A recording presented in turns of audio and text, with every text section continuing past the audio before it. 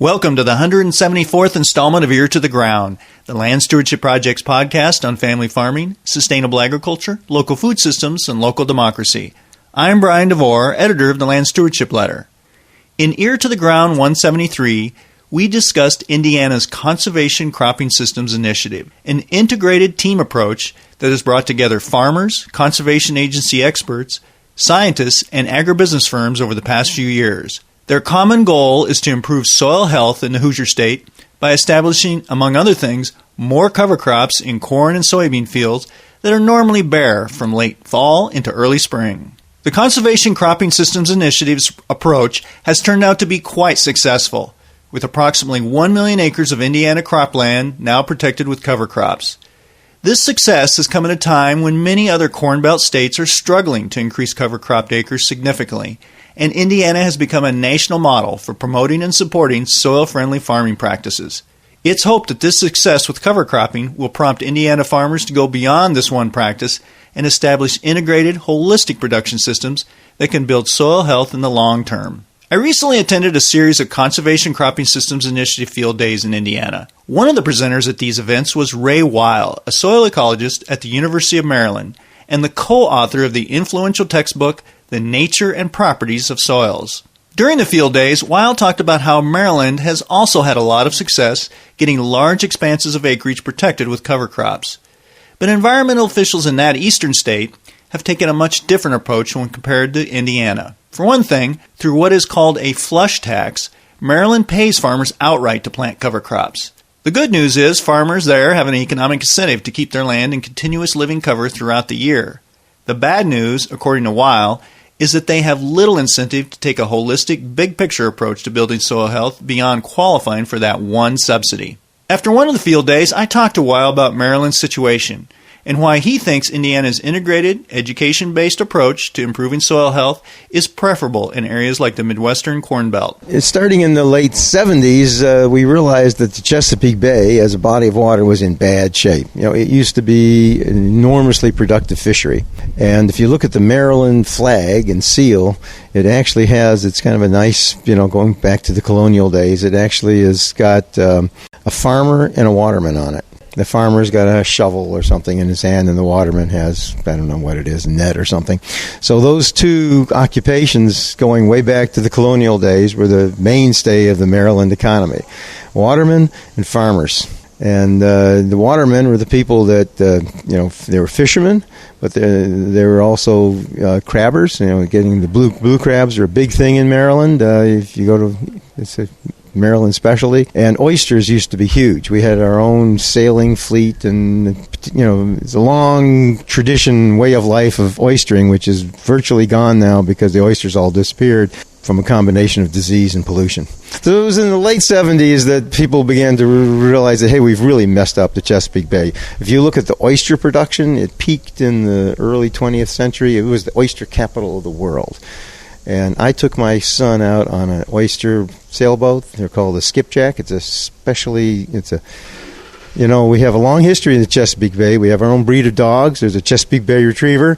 We have our own breed of sailboats. It's the skipjack, and it was designed for tacking back and forth for oystering and getting the oysters off the oyster beds. And so it's kind of a romantic, historical thing. And they actually had, much like in deer hunting, you have a bow season and a gun season. Well, in oystering, we had a skipjack season. They could go out early in the sailboats without motors. All right, so that kind of thing. So it's a real part of Maryland culture and history. But the EPA pulled together this multi-state regional group that committed to reducing nutrients. The scientists figured out that they needed to reduce the nutrient flow into the bay by 40% in order to stop the decline and help it recover. Whether that was right or wrong, that was their goal. Tough to meet. Decade go by, they had goals set, they'd miss them. So volunteer programs. You kept missing the goals. Maryland started looking at where are the nutrients coming from. The easy part was the sewage treatment plants and banning phosphate detergents and stuff like that. That's fairly easy to legislate. It's just a matter of throwing a little money at it and you can get it done. So they cleaned up that stuff pretty well. The next big chunk was agriculture. especially with the development of the poultry industry, which brings a whole lot of nutrients in. This is, again, one of those things that people are unconscious of. You put a lot of chickens in a place, it's the fact that you're not growing all the feed right there. So you're concentrating nutrients that really are out of balance from what you can use, and that pretty quickly gets out of hand. Right? And it's the same story here, right? So we have two things that are kind of unique. One is we have a very strong payment for planting cover crops, because using cover, this is directed at nitrogen. And they did an analysis of all the different ways they could reduce the nitrogen load, and cover crops came out as one of the best, most efficient ways. In other words, you could keep more nitrogen out of the bay by spending $1 on cover crops than spending $1 on sewage treatment or lots of other possible options. So they decided, okay, we're going to try to do cover crops, and we're going to do it aimed at nitrogen. So it was pretty myopic. It wasn't aimed at more profitable farming, and it wasn't aimed at improving soil quality and all the diversity and all these other things. It could have been. It was focused on nitrogen. There was one goal, and they looked at the data, and we didn't, and so the program was set up so it incentivized doing what was going to keep nitrogen out of the bay. And they were pretty damn generous. I'm not sure how they came up with the payment levels, but they must have consulted with some guys, some farmers and stuff that padded the account. So let's just say I think it at least pays your total costs. Probably you can make some money growing the cover crops. We had the advantage of having about 7 million people in the state, and only about 1 million acres of cropland that we were targeting. So that means their taxpayer would have a relatively low burden. So it's kind of the reverse ratio. Say the state in Indiana, I think, has got about the same number of people, but about 10, 11, 12 times as much cropland. So it would be unlikely you could afford to do that. But the Marylanders, first of all, were very motivated to save the bay.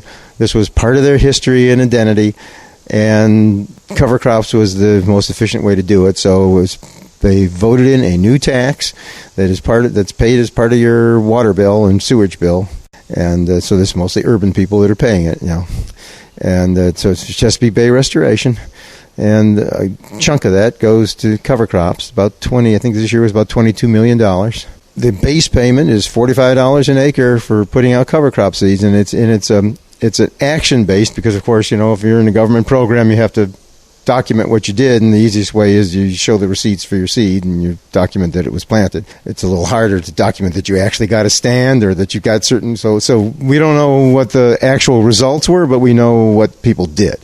So you get paid to plant the cover crop, $45 an acre for the basic planting, and then there are incentives to get you to do it in places where it's going to capture more nitrogen. So there's extra payment for using rye as your cover crop, extra payment for doing it earlier in fall, extra payment if it's a field that had manure spread on it in spring, because that would be one that would need more. So it can go all the way up to $90 an acre. And in fact, in the past, it was even a little higher than that.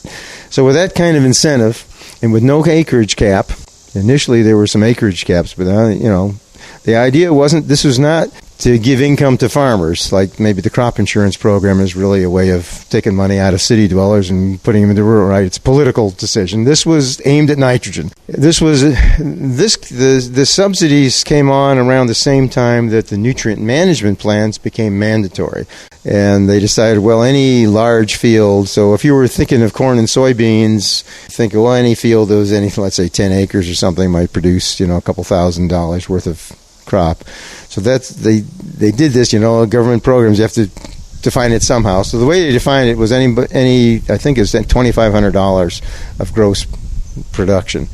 If you have that much, you have to have a nutrient management plan, which makes sense for a cornfield. It caught a lot of small vegetable growers that really probably didn't have much environmental impact. Like a quarter acre of strawberries or something would also fall under that. But everybody basically is now under mandatory nutrient management plans.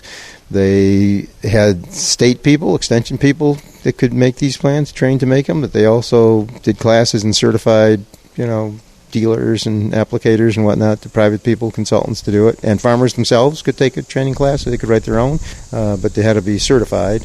And there was a program they developed that, kind of helped you do that and to balance your nutrients. And you could not, you had to follow this plan, and particularly for nitrogen and phosphorus, there were limits to what you could put on, and especially where your fields were already high in phosphorus. We had already gone through the nitrogen management and found out we still had phosphorus problems, so there were a lot of fields where you can't put phosphorus on that field. So that's mandatory. And around the same time, they said, well, let's use that. That's the stick. For the cover crops, we'll use a carrot. And so the carrot works pretty well, too. You've made it clear in your presentations that this is an example of how you have one goal and you do one thing. We have a different demographic here. We don't have the Chesapeake Bay staring us in the face. We have a little bit of a situation over in Ohio with Lake Erie, but in general, in the Corn Belt, especially where I'm from, Minnesota, the Gulf of Mexico is a long ways away. It sounds like, though, that you, from what you've seen, I wonder what you think of this system that has kind of been set up here in Indiana with these hubs of farmers who are kind of working together and are looking at it from a systems approach. I guess how that may be a way to accomplish the same goals, but maybe in a more, holistic or more sustainable way, rather than just saying we're going to pay you to do one practice and then that's what you're going to do. I think that's absolutely right. First of all, what we've done in Maryland has definitely reduced the nutrients that are being loaded into the bay and has actually helped the profitability of agriculture because it's mostly cut out money that was being wasted. But changing the situation in the bay is a very long-term, very slow and difficult. There's a lot of legacy phosphorus in the sediment. Same problem in Lake Erie. There's lots of nitrogen already gone down the Mississippi. Even if you changed everything overnight on the land, it's going to take a long time, which is politically difficult to deal with, right? So you do all these things, you go make the sacrifices, you have the programs, and the end result just is very slow in coming. So we think we've sort of stopped the slide of the Chesapeake Bay and maybe turned it around a little bit, but the progress is very painfully slow. That's one thing. But what's going on, one thing you do see there, and I've just terrifically enjoyed working with farmers over the last 10, 15 years around the country, including in Minnesota and North Dakota, as you know, is a hotbed of some of this. So these things happen from the grassroots up, where you had the right farmers and sometimes the right agency people that helped coordinate that and stimulate it. But farmers with imagination that I'm not sure whether it's because of the internet age or what it is, but I think we've seen completely new phenomena now. I've been in this business in agriculture now since the early 70s, and I've always been kind of an oddball, and I've always been pushing for sustainable ag ever since then. And it was pretty much a voice in the wilderness in the 70s and 80s, and it was a thin line to walk even, but I've tried to maintain good relationships because I have tremendous respect for farmers of all stripes. It's a hugely complex and important job. But what we've seen in the last decade or so has just been tremendous. The advent of the rock star farmer, the advent of these grass movements where the farmers that have been trying stuff are able to communicate and the farmers are learning from each other, farmer-run field days, and the farmers are enjoying it. Those that are, they're rising to leadership positions and they're having influence. There's still a lot of resistance, but I think there are a lot of farmers that are looking. There's nothing like seeing it work on someone's farm and seeing that, they make money at it year after year. And, well, maybe I can try that too. I'm hoping that this is snowballing. It seems to be growing. I think it's just the best thing that's happened to agriculture in the history of this country.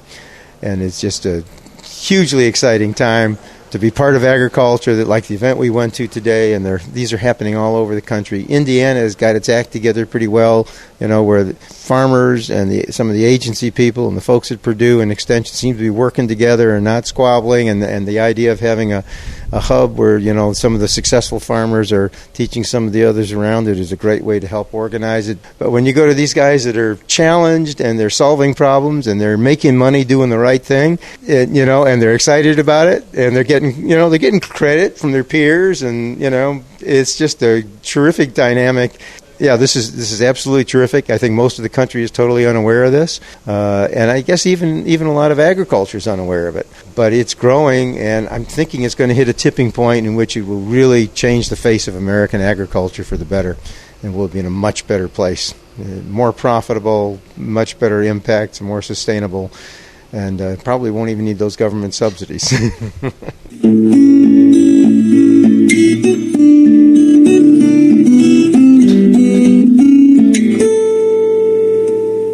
You can read more about Ray Weil and the Indiana Conservation Cropping Systems Initiative in the article King of the Cover Crops, which appears in the number 4, 2015 edition of the Land Stewardship Letter. It's available at www.landstewardshipproject.org.